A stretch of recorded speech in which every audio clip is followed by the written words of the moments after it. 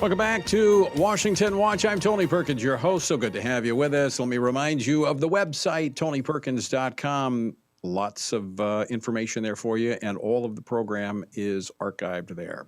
Earlier today, the Occupational Safety and Health Administration, OSHA, announced that it will be withdrawing its jabs for jobs requirement for businesses with 100 or more employees.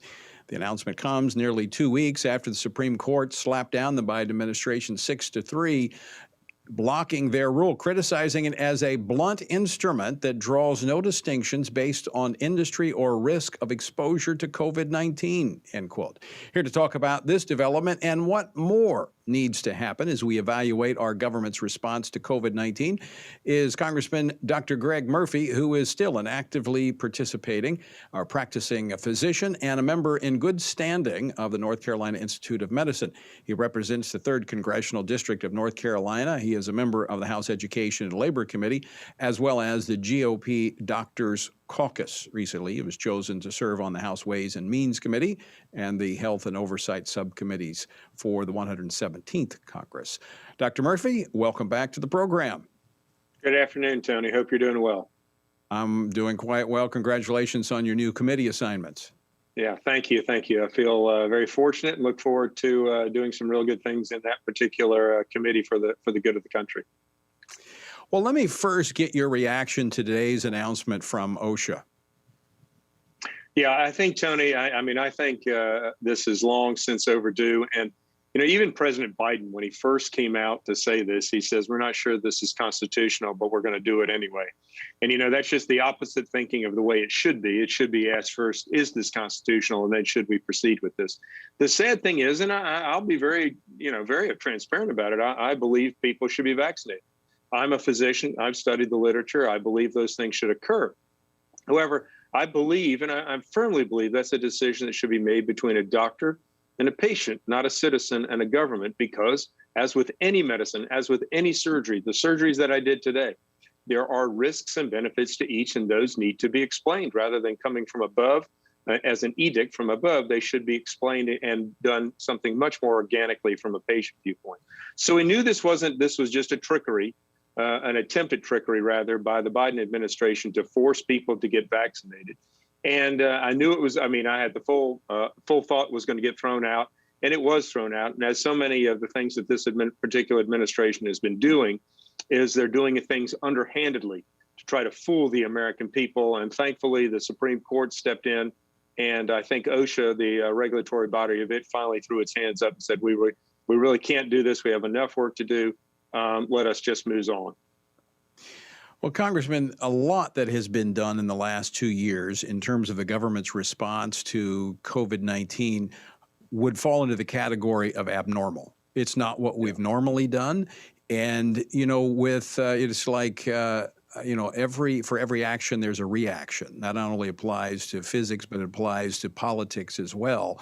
And you led 16 other Republicans last week in sending a letter to the acting director of the National Institutes on Health, asking to examine the impact of COVID lockdowns and closures on the health of Americans. This is something that ought to be evaluated so we can consider that with our response to the next pandemic. Yeah. Again, Tony, we all talked about at the beginning, quote, follow the science. The sad thing is so many have happened with this particular administration, including the head medical official. And I'll just say it point blank, it's become political science rather than real science.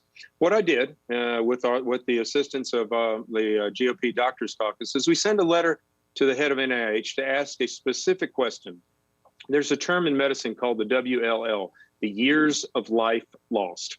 And if you look at who died from COVID, the predominant number of individuals, again, one individual dying from COVID was a tragedy, but the predominant number of individuals, those who were elderly ones who may have not had but a 1 to 3 year life expectancy at that, or perhaps they had some other comorbid illness that made their life expectancy shorter.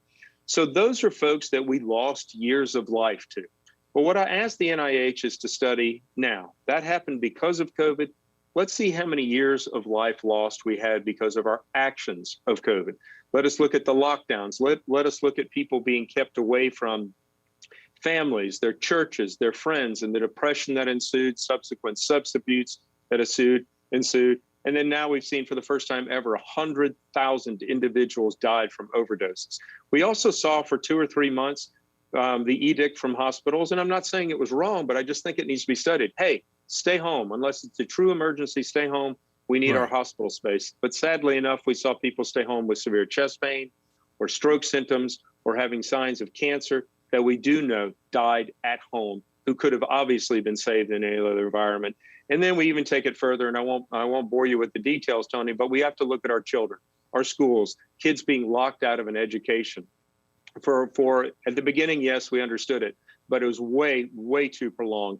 And we know that some individuals, especially minorities, especially those who live in rural areas, have been deprived of essentially 2 years of education, and those years of education they will never get back. And we know the sequelae of dropping out of school and all of the other things that have health consequences. So this is where we ask the NIH, hey, study this. Let us see what happened because of COVID, not necessarily related to COVID. I mean, isn't that following the science, a scientific approach? You put forth a hypothesis, you look and see what happens, and you evaluate your findings.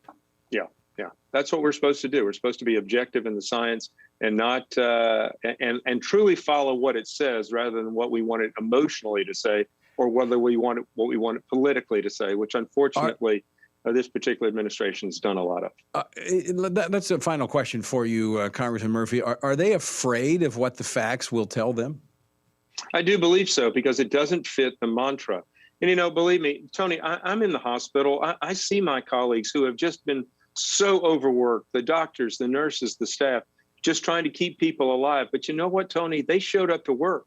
They showed up to work this entire time. They weren't like some teachers union. And carefully, I'm not saying teachers. I'm saying teachers union, trying to stay out of the classroom and depriving our students or other areas. And so, no, we need to find this information out. Enough is enough is enough. We need to stop hiding behind this and having the political left make a heyday out of this crisis. Because if we don't, the next pandemic that comes along, we'll start right where we left off, and that would be disastrous for the country. Amen. Congressman Greg Murphy, always great to talk with you. Thanks so much for coming on today. Thanks so much, Tony. God bless. Have a great evening.